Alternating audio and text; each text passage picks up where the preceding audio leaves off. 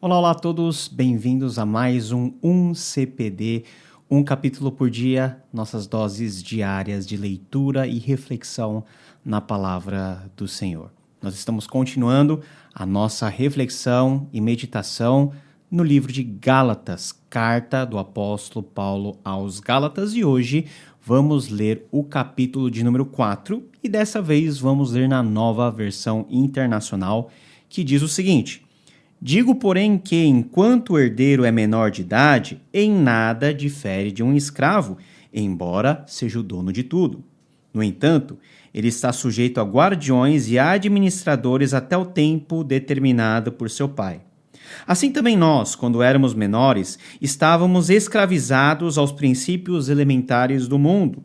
Mas quando chegou a plenitude do tempo, Deus enviou seu filho, nascido de mulher, nascido debaixo da lei, a fim de redimir os que estavam sob a lei, para que recebêssemos a adoção de filhos. E porque vocês são filhos, Deus enviou o Espírito de seu Filho ao coração de vocês, e ele clama, Abba, Pai.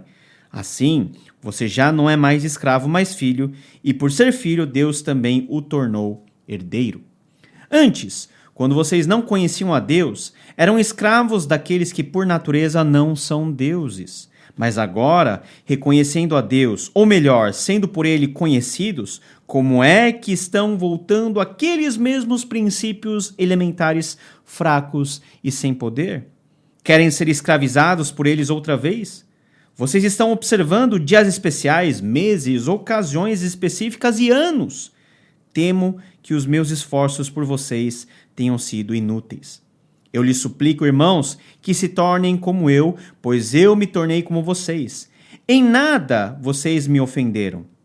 Como sabem, foi por causa de uma doença que lhes preguei o evangelho pela primeira vez. Embora a minha doença lhes tenha sido uma provação, vocês não me trataram com desprezo ou desdém. Ao contrário, receberam-me como se eu fosse um anjo de Deus, como o próprio Cristo Jesus. O que aconteceu com a alegria de vocês? Tenho certeza que, se fosse possível, vocês teriam arrancado os próprios olhos para dá-los a mim. Tornei-me inimigo de vocês por lhes dizer a verdade? Os que fazem tanto esforço para agradá-los não agem bem, mas querem isolá-los a fim de que vocês também mostrem zelo por eles. É bom sempre ser zeloso pelo bem e não apenas quando estou presente. Meus filhos, novamente estou sofrendo dores de parto por sua causa, até que Cristo seja formado em vocês. E eu gostaria de estar com vocês agora e mudar o meu tom de voz, pois estou perplexo quanto a vocês. Digam-me vocês, os que querem estar debaixo da lei, acaso vocês não ouvem a lei? Pois está escrito que Abraão teve 2 filhos, um da escrava e outro da livre. O filho da escrava nasceu de modo natural, mas o filho da livre nasceu mediante promessa. Isto é usado aqui como ilustração. Essas mulheres representam 2 alianças. Uma aliança procede do Monte Sinai e gera filhos para a escravidão. Esta é Agar. Agar representa o Monte Sinai na Arábia e corresponde à atual cidade de Jerusalém, que está escravizada com seus filhos. Mas a Jerusalém do Alto é livre e é a nossa mãe. Pois está escrito, regozije-se, ó estéril, você que nunca teve um filho. Grite de alegria, você que nunca esteve em trabalho de parto, pois mais são os filhos da mulher abandonada do que os daquela que tem marido. Vocês, irmãos, são filhos da promessa como Isaque. Naquele tempo, o filho nascido de modo natural perseguiu o filho nascido segundo o Espírito. O mesmo acontece agora. Mas o que diz a Escritura? Mande embora a escrava e seu filho, porque o filho da escrava jamais será herdeiro com o filho da livre. Portanto, irmãos, não somos filhos da escrava, mas da livre. Esse capítulo pode ser um capítulo bastante difícil para a nossa compreensão. Mas para facilitar um pouquinho a forma de nós refletirmos e entendermos esse texto, vamos separar da forma que Paulo faz. Primeiro, Paulo fala sobre aquele que é herdeiro e aquele que é escravo. Depois, Paulo faz a mesma comparação, agora em 2 momentos. Antes vocês eram dessa forma e agora vocês são de outra. Paulo, no capítulo de número 4, começa a falar da nossa situação antes de conhecermos o verdadeiro evangelho. Ou seja, antes nós éramos escravos, segundo o padrão deste mundo, e escravizados pela lei. Essa lei que justamente os falsos irmãos queriam trazer à baila novamente, para que os crentes que haviam aderido e crido no evangelho voltassem às práticas antigas, quanto à observância de dias, de meses, de datas importantes, de práticas que são restritas ao período de escravidão, ao período onde Jesus não havia chegado.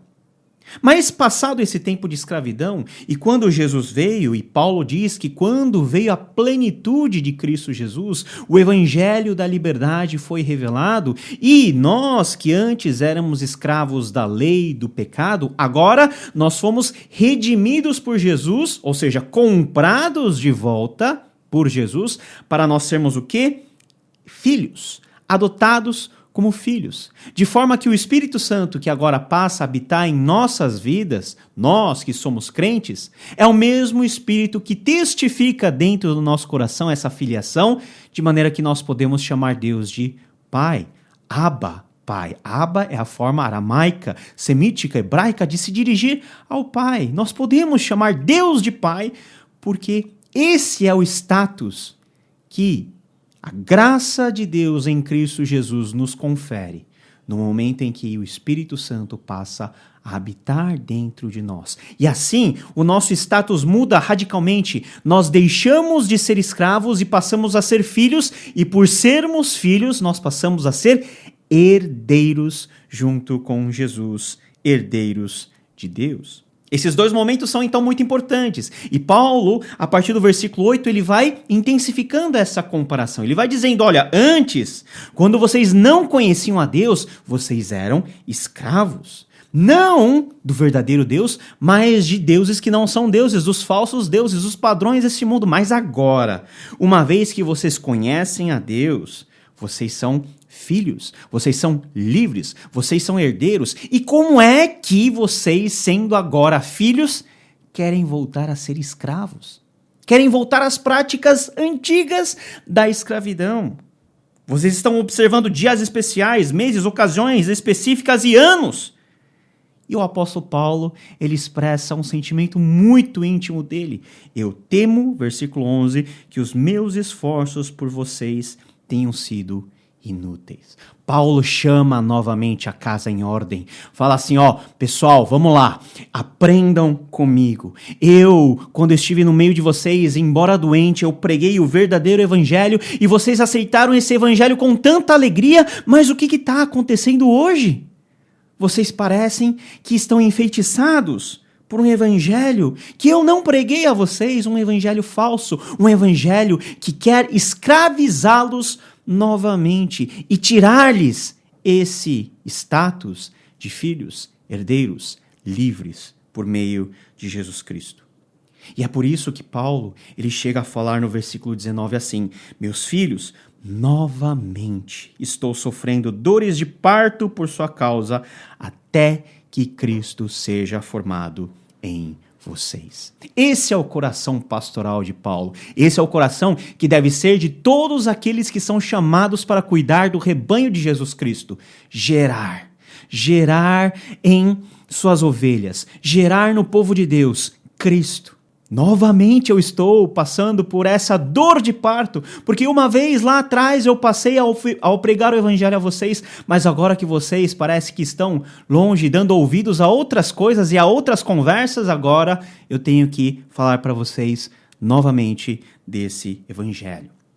E para ilustrar bem, é que Paulo, a partir do versículo 21, elenca dois exemplos, duas alegorias do Antigo Testamento. Olha só, Paulo falando assim para os seus ouvintes gálatas, vocês não querem voltar para a lei, mas o que a própria lei diz?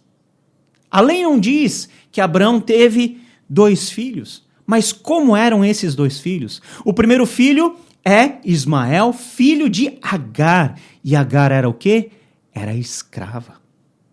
Essa Agar, na verdade, simboliza uma primeira aliança, que não é a aliança da liberdade, mas é a aliança da escravidão, porque Agar simboliza o Monte Sinai. O Monte Sinai aqui é importante porque é o monte onde Deus deu a lei, ou seja, simboliza toda a lei, toda a prática da lei, que por si só é insuficiente para salvar o ser humano, mas é suficiente para condená-lo.